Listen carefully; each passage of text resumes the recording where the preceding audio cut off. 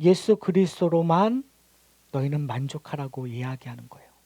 근데 저희는 보아도 깨닫지 못하고 들어도 깨닫지 못하고 기억하지 못하는 예수가 얼마나 좋은지 우리는 보려고 하지도 않고 들으려고 하지도 않고 기억하고 싶지도 않는 우리의 모습을 종종 발견하게 됩니다. 그럼에도 불구하고 하나님께서는 우리를 그냥 내버려 두지 않습니다. 하나님께서는 우리를 예배로 부르시고 하나님께서는 우리를 말씀으로 다가가게 하시며 하나님께서 우리를 무릎 꿇어서 기도하게 만드십니다. 이게 은혜죠. 우리 가운데 그런 은혜가 풍성하기를 소원합니다. 오늘 본문을 보시면 사실은 11절서부터 21절까지 저희가 읽었을 때 두 가지의 사건이 믹스되고 있어요. 하나는 바리새인들이 와서 예수님께 우리에게 하늘의 표적을 보여주십시오라는 것과 그 다음에 이제 제자들과의 대화가 되고 있어요. 그러니까 떡이 있느냐 없느냐 누룩에 대한 이야기가 왔다 갔다 하면서 너희가 진짜 뭘 도대체 이해하고 있느냐. 어떻게 보면 예수님의 답답함이 이 제자들과의 대화 속에서 이렇게 묻어 나와요. 그런데 이 본문을 저희가 온전히 이해하기 위해서는 8장에 시작되고 있는 8장 1절서부터 10절까지 4,000명을 먹이시는 이야기가 나오고 있거든요. 사실 저희가 오병이의 기적은 많이 설교를 해서 여러분들이 잘 알고 계세요. 근데 이제 오병이의 기적과 유사하게 예수님께서 4,000명, 떡 7개로 4,000명을 먹이는 기적이 또 있거든요. 그래서 복음서를 보면 이 두 가지 사건이 다 기록된 복음서도 있고 그냥 오병이의 기적만 기록된 복음서도 있어요. 근데 저희가 오늘 본문을 이해하기 위해서는 이 5,000명을 먹이는 기적과 그리고 4,000명을 먹이는 이 기적에서 나타난 떡이 누군가, 떡이 어떠한 의미가 갖고 있는가를 이해를 하셔야 오늘 이 본문을 좀 풍성하게 저희가 받아들일 수 있을 거라고 저는 생각합니다. 오병이어의 기적이 일어난 후에 사람들의 반응을 요한복음에서는 그들이 모여서 예수를 왕으로 세우려고 했다라는 거예요. 그들이 예수님이 베푸신 기적, 표적을 보고 예수님을 쫓은 것이 아니라 먹고 배불렀기 때문에 자기들의 문제가 해결될 거라는 희망에 의해서 예수님을 쫓았다고 얘기를 해요. 근데 오늘 본문을 보시면은요, 그거와 정반대 방향의 사람들이 나옵니다. 한쪽에서는 예수를 왕으로 세우고 예수를 쫓는 모습, 예수의 사역에 열광하고 있는 모습인데 다른 한쪽의 바리새인들은 예수 그리스도를 힐난한다고 오늘 본문에서 기록되어 있습니다. 바리새인들이 나와서 예수를 힐난하며 그를 시험하여 말하는 것이 뭐냐면 우리에게 하늘로부터 오는 표적을 보여달라고 얘기하고 있는 거예요. 여러분, 저희가 마가복음을 통해서 잘 알고 있었잖아요. 그들이 예수님에 대한 의심이 있었고 심지어 예수 그리스도의 가르침에 분하여서 예수를 죽이려고 하고 있다는 거죠. 지금 꼬투리를 잡고 싶은 거예요. 예수 그리스도가 하고 있는 기적 자체를 믿지 않는 거예요. 그래서 얘기하고 있는 것이 뭐냐면 이것이 하늘로부터 나온다는 사실, 즉 다른 말로 얘기하면 바알세불의 능력으로, 다른 말로 얘기하면 악한 영으로 나오는 속임수가 아니라는 것을 우리에게 보여달라, 하늘로부터 나오는 표적을 보여달라고 얘기하는 거예요. 그럼 어떻게 보면 진정성 있는 요구일 수도 있어요. 어떻게 알겠어요? 뭐가 진짜인지 가짜인지. 그러니까 하늘로부터 다른 표적을 보여달라는 것이 아니라 또 기적을 하라는 것이 아니라 하늘로부터 온 것이라는 걸 우리에게 보여달라고 했었을 때 그냥 예수님께서 눈 딱 감고 보여주시면 되잖아요. 근데 예수님께서는 되게 지금 이렇게 마가복음을 읽으면서 그런 느낌 안 드셨어요? 마가복음을 이렇게 보면서 예수님께서 조금씩 점점 터프해지신다. 말이 이렇게 좀 온화한 말이 아니라 사람 이렇게 좀 화를 돋는 말들을 하시는 것들을 저희가 볼 수 있는데 예수님께서 뭐라고 얘기하시냐면 이렇게 얘기해요. 어찌하여 이 세대가 표적을 구하느냐. 내가 진실로 너에게 이르노니 이 세대에 표적을 주지 아니하리라. 됐다라는 거예요.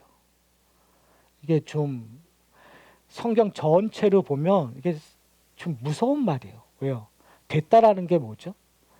여러분, 이렇게 목회를 하다 보니까요, 정말 안타깝고 불쌍한 분들이 있어요. 그런 분이 어떤 분인지 아세요? 하나님께서 그냥 내버려 두시는 분들. 하나님께서 그들의 인생에서 간섭 안 하시는 분들이 있어요. 여러분들이 보시기에 신앙생활을 할 때 가장 좋은 것은 하는 것마다 다 잘 되고 하는 것마다 기뻐하고 정말 다른 사람들에게 존경받는 거라고 생각을 하실 때가 있는 것 같아요. 그런데 목사의 입장에서 이렇게 보면 정말 힘들어 가시는 분들, 뭐가 일이 안 되거나 정말 쥐구멍이라도 들어가고 싶어 하시는 그런 상황으로 떠멀리는 분들이 있어요. 그런데 그때 하나님을 찾아요. 그때 하나님 앞에 무릎 꿇어요. 정말 교만하셨는데, 정말 세상에 자기밖에 없었는데 그런 일들을 당하니까 그냥 하나님, 저 아무것도 할 수 없습니다. 무릎 꿇더라고요. 그리고 나서 하나님을 찾아요. 그리고 나서 하나님의 관계가 성립이 돼요. 여러분, 그거는요, 축복이에요. 그거는요, 정말 이 세상에 어떠한 것보다 행복한 일들이에요. 우리가 볼 때에는 어렵고 힘들고 내가 저 일 당하고 싶지 않다고 여겨도, 그런데 아까 제가 조금 전에 얘기했던 것처럼 모든 것이 행복해요. 모든 것이 잘 돼요. 그런데 겉모양은 하나님을 따르는 것 같은데 그 안에 하나님이 없는 거예요. 다른 사람들은 다 봐, 그 하나님이 주신 축복이야, 다 하나님이 하나님에게 영광 돌리는 거야, 정말 멋있는 분이야 라고 얘기하는데, 만약에 정말 그 사람이 하나님을 알지 못한다면 여러분, 그냥 그렇게 내버려 두는 것이 축복일까요? 아니요. 제가 목회 경험상 그건 축복이 아니라 하나님의 심판이에요. 하나님의 내버려 두심은 저주예요. 심판이에요. 제가 왜 이런 얘기를 하냐면, 오늘 어떻게 보면 이 말은 참 무서운 말이 될 수 있기 때문에 그래요. 예수님께서 표적을 안 보여주신대요. 만약에 표적을 보여줬다면 바리새인들 중에서 몇 명은 그래, 맞아, 예수님이 정말 하나님의 아들이구나 돌아왔을 수도 있을 것 같아요. 그런데 지금 표적을 안 보여주신다라는 거. 근데 여러분, 이것은 사실은 바리새인들에게만 주어진 심판과 저주가 아니라는 걸 우리가 먼저 인정해야 돼요.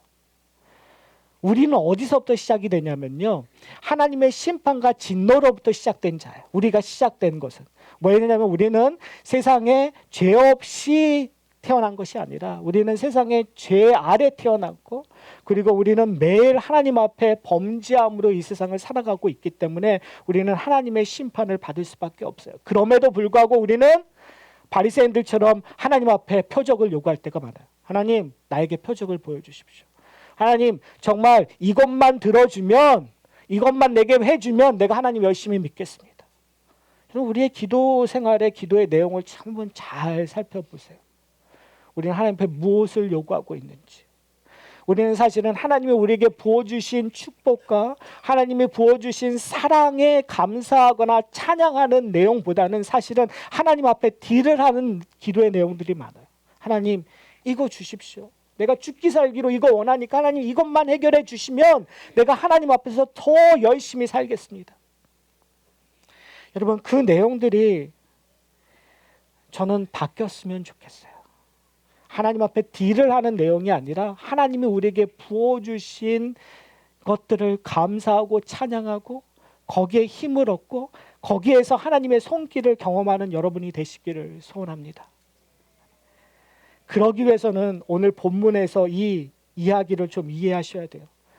14절서부터는 이렇게 얘기해요. 배를 타고 가시는데 제자들이 순간 떡을 안 가져왔다. 다른 말로 하면 우리 저녁 준비가 안 됐는데 이거예요. 근데 예수님께서 갑자기 뜬금없이 이렇게 얘기해요. 삼가 바리새인들의 누룩과 헤롯의 누룩을 주의하라. 그러니까 분명히 마가는 이 이야기를 의도성 있게 지금 설명하고 있는 거겠죠. 설마 예수님께서 배 타고 있다가 아무 얘기 안 하시다가 갑자기 삼가 바리새인들의 누룩과 헤롯의 누룩을 조심하라고 얘기하지는 않으셨겠죠. 어떤 이야기가 되는 가정 속에서. 그런데 지금 제자들은 그 이야기에 관심보다는 뭐에 관심이 있다는 거예요. 지금 제자들의 마음속에는 떡이 없는 거, 저녁거리에 관심이 있다는 거죠. 사랑하는 성도 여러분, 저희들의 삶은 어떠세요? 예수님 함께 있으면서 심지어 우리가 예배 드리잖아요. 예배를 드리면서도 우리는 그런 거 얘기하죠. 내가 오늘 불을 끄고 나왔나 안 끄고 왔나. 요즘 전기값 많이 나오는 겨울인데 내가 불을 이거 온도를 내리고 나왔나 안 내려왔나? 여성분들은 가끔 그래요. 냄비 불을 껐나 안 껐나. 되게 조마하시죠. 이거 타면 어떻게 되지? 막 머리 거기 생각이 어디까지 가냐면 화재 보험을 들었나 안 들었나까지 들어가는. 우리의 생각은요, 너무 많은 것으로 다른 생각들을 하게끔 되는 거예요. 그때 예수님께서 얘기하는 것이 뭐냐면 삼가 바리새인들의 누룩을 조심하라고 얘기하는 거예요. 우리는 말씀을 통해서, 기도를 통해서, 찬양을 통해서, 설교를 통해서 하나님이 나에게 들려주시는 어떠한 말씀들이 있어요.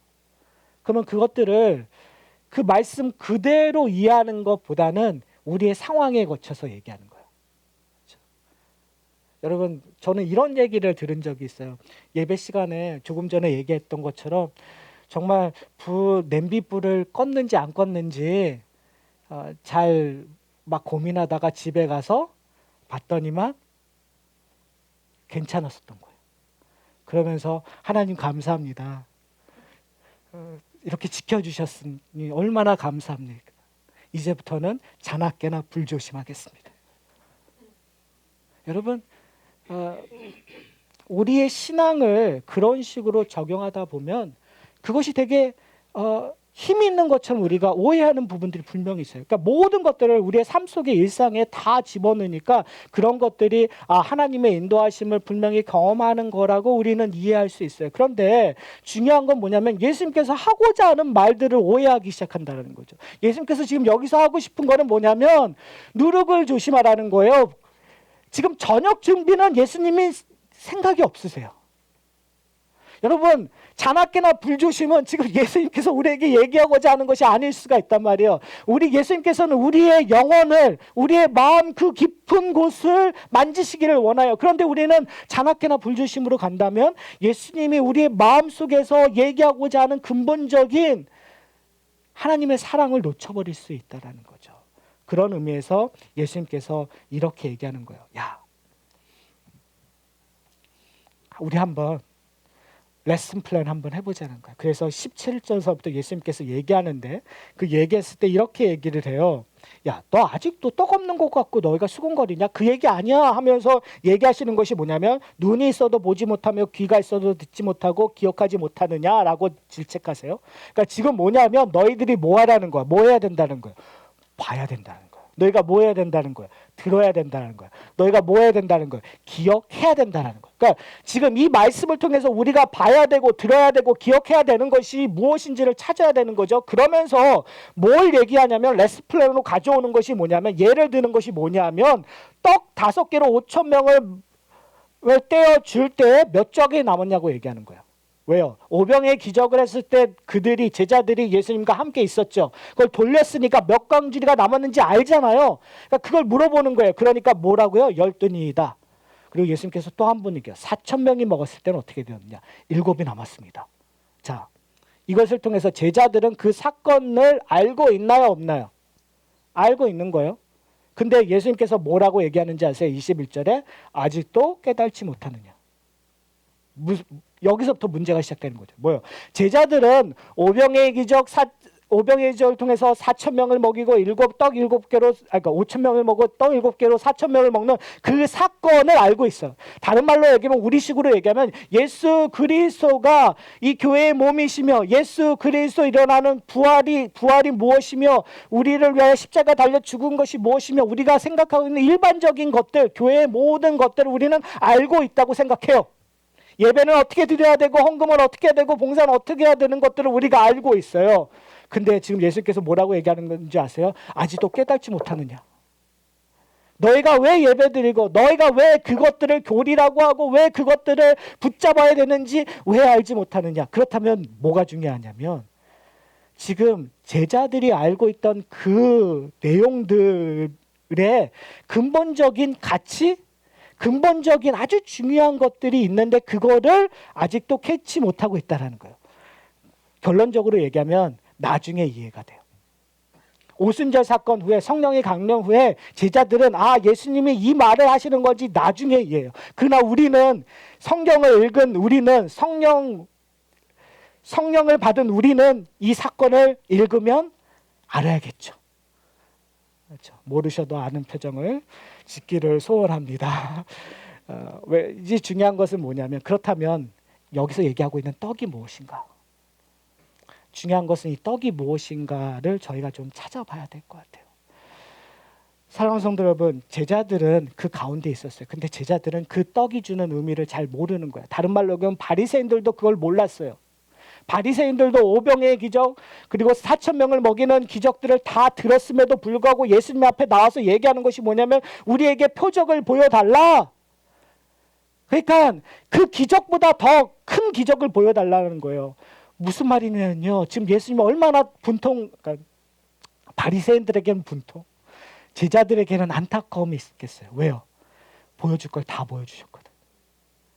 지금 끊임없이 오병이어의 의미를 얘기하고 있거든요. 사랑하는 성도 여러분, 저희가 지금 오병이어의 기적에 연관해서 도대체 몇 주째 설교를 하고 있습니까? 이 오병이어의 기적은 단순히 물질적인 변화가 중요한 것이 아니라 이 오병이어의 기적을 통해서 뭐가 된다는 거죠? 하나님과의 화해가 되는 거예요.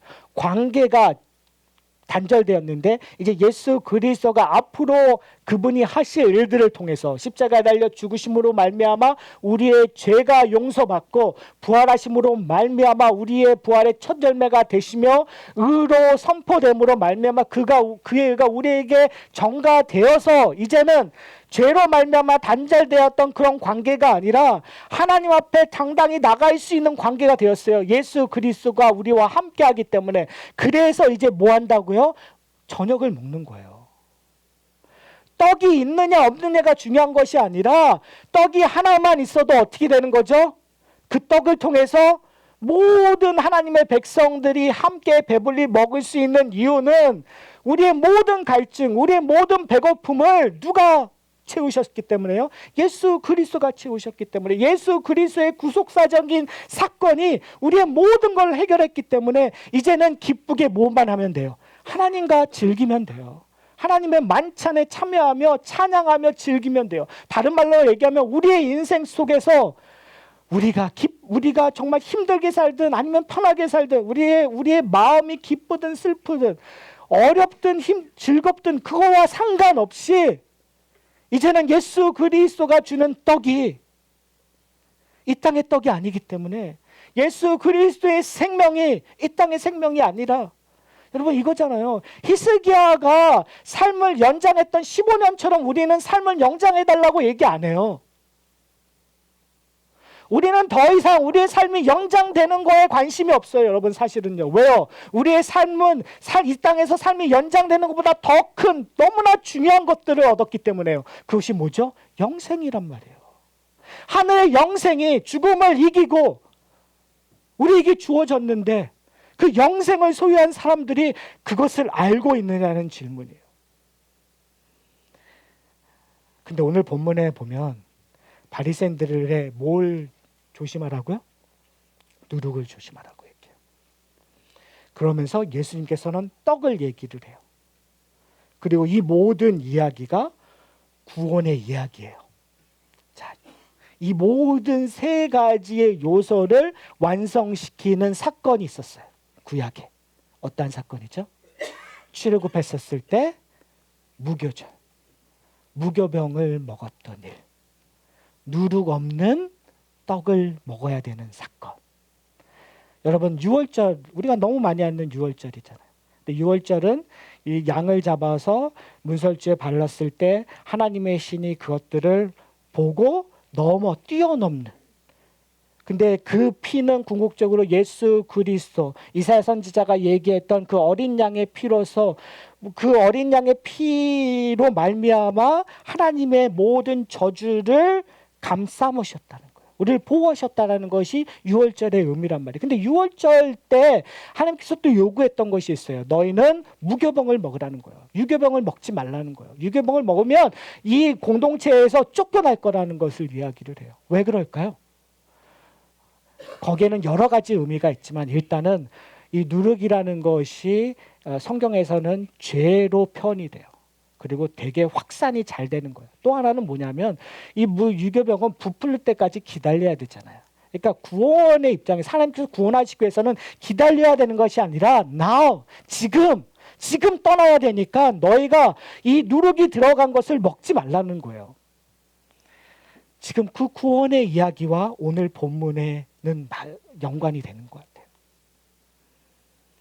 예수님께서 이렇게 얘기하는 거예요.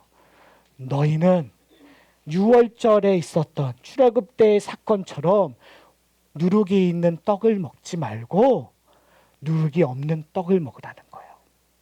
지금까지 저희가 마가복음의 표현대로 표현하면 너희가 장로의 전통을 따르지 말고 너희가 인간이 만들어 놓은 그 율법, 하나님이 주신 그 율법이나 인간의 욕심에 따라서 인간이 원하는 행위적인 것들을 추구하기 위하여 만들어놨던 그 법을 버리고 그 누룩들을 버리고 누구를 붙잡으라는 거죠?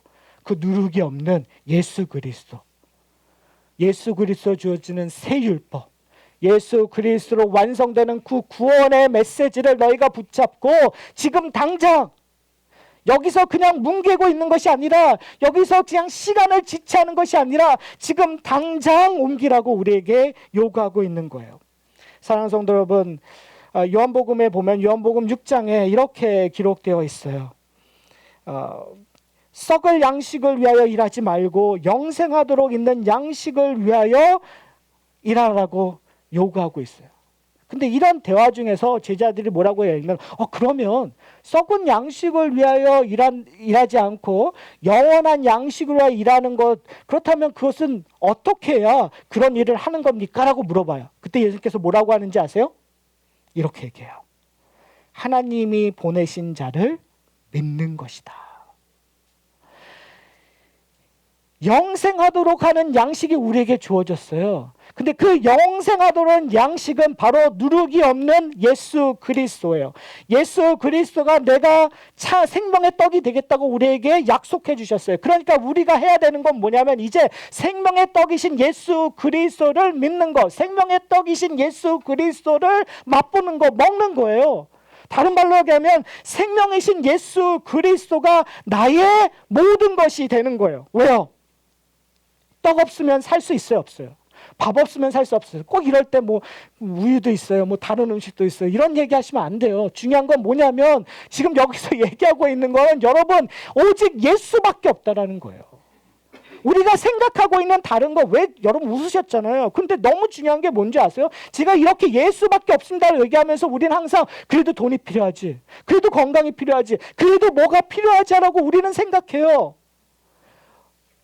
먹는 걸 얘기했을 때 밥이 다라고 얘기했을 때는 다른 음식이 아니라고 했을 때 여러분 웃으시지만 사실 우리의 인생 속에서 근본적인 것 예수 그리스도가 우리의 생명의 떡이기 때문에 오직 예수밖에 없습니다. 예수 위에는 다 배설물입니다. 예수 그리스도 외에는 내가 의지할 것이 없습니다라고 얘기하는 것이 맞는데 우리의 삶 속에서는 왜 돈 때문에 왜 이렇게 치여서 살아야 되죠? 왜 우리는 사람들의 관계 속에서 이렇게 치여서 살아야 되죠? 왜 우리는 건강 때문에 왜 이렇게 조마조마해야 되죠? 바로 그래서 21절에 예수님께서 이렇게 얘기하는 거예요. 아직도 깨닫지 못하는. 우리는 분명히 알아요. 말씀을 통해서. 우리는 분명히 알아요. 5천 명이 먹었었던 거, 얼마가 남았던 거. 예수님이 내 삶에 오셔서 얼마나 큰 일을 하셨는지 우리는 경험상 알잖아요, 여러분. 나에게 주어진 은혜가 뭔지 우리가 얘기하라면 우리 얘기하잖아요. 5천 명의 기적처럼 4천 명의 기적처럼 우리의 삶 속에서 그런 일들이 있었어요, 여러분. 그런데 예수님께서 우리에게 오늘 질문하는 게 뭐냐면 아직도 깨닫지 못하느냐. 예수님께서는요, 좀 철저하세요. 예수님께서는 집요하세요. 예수님께서는 올인하기를 원하세요. 여러분이 다 내려놓고 나만 의지하라. 왜요? 그것이 우리에게 생명이 주니까요. 왜요? 그것이 우리의 호흡이니까요. 사랑하는 성도 여러분, 예수 그리스도가 우리의 호흡이 되며 우리의 생명이 되며 우리의 생명의 떡이 되었으면 좋겠습니다.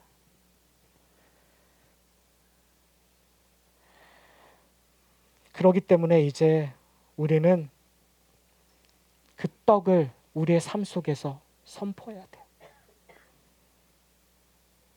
근데 중요한 건 뭐냐면 여러분 한번 이렇게 손을 펴시고 보세요. 내가 지금 잡은 떡이 있나? 내가 예수 그리스도라는 잡은 떡이 있나? 내가 생명의 떡이 있나?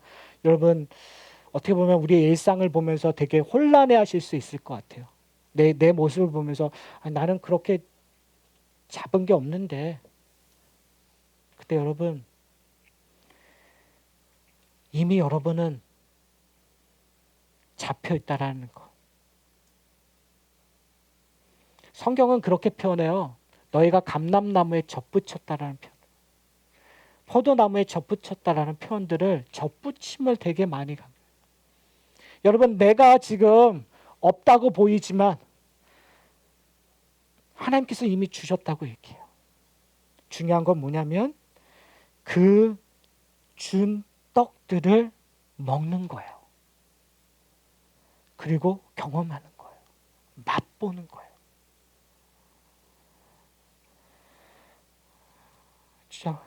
저희 하산학교의 공동체는 그 일들이 우리 가운데 풍성하게 일어나기를 소원합니다. 이제 제가 세례식 때문에 여기서 설교를 마쳐야 될 것 같아요.